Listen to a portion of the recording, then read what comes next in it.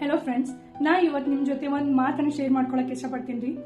ಒಂದೊಂದು ಸಲ ಜೀವನದೊಳಗೆ ಟೈರ್ನೆಸ್ ಆಗೋದು ಸಹಜಾನೆ. ಅಷ್ಟಕ್ಕೂ ನಾವು ಮನುಷ್ಯರೇ ಅಲ್ವಾ, ಮಷಿನ್ ಅಂತೂ ಅಲ್ಲ. ನಿಜ ಹೇಳ್ಬೇಕಂತಂದ್ರೆ ಎಷ್ಟೇ ಸ್ಟ್ರಾಂಗ್ ವ್ಯಕ್ತಿ ಇದ್ರು ಅವ್ರು ಒಂದಲ್ಲ ಒಂದ್ ದಿನ ನಿಂತು ರೆಸ್ಟ್ ಮಾಡಿ ಮುಂದೆ ಹೋಗ್ತಾರೆ.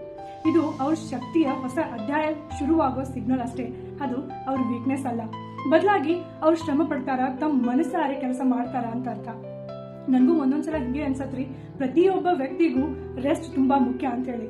ಯಾಕಂತಂದ್ರ ನಾವು ಸ್ವಲ್ಪ ಹೊತ್ತು ನಿಂತು ರೆಸ್ಟ್ ಮಾಡಿ ಉಫ್ ಅಂತ ಹೇಳಿ ನೀಟು ಉಸಿರು ತಗೊಂಡು ಅಂದ್ರ ನಾವು ನಮ್ಮನ್ನ ಮತ್ತೊಂದು ನೆಕ್ಸ್ಟ್ ರೌಂಡ್ಗೆ ಎನರ್ಜಿಯಿಂದ ತಯಾರಿಸಬಹುದು ಅಂತ ಹೇಳಿ.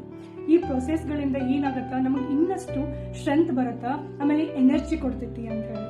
ಸೊ ಫ್ರೆಂಡ್ಸ್, ಮುಂದಿನ ಸಲ ನಿಮ್ಗೆ ಏನಾದ್ರೂ ಲೈಫ್ ಒಳಗ ಸೋತ್ ಹೋಗಿನಿ, ನನ್ನಿಂದ ಯಾವ ಕೆಲಸನೂ ಆಗವಲ್ತ ಅಂತ ಹೇಳಿ ಟೈರ್ನೆಸ್ ಫೀಲ್ ಆಯ್ತು ಅಂತಂದ್ರ ಪರವಾಗಿಲ್ಲ, ಸ್ವಲ್ಪ ನಿಮಗ್ ನೀವೇ ಟೈಮ್ ಕೊಡ್ರಿ, ರೆಸ್ಟ್ ಮಾಡ್ರಿ.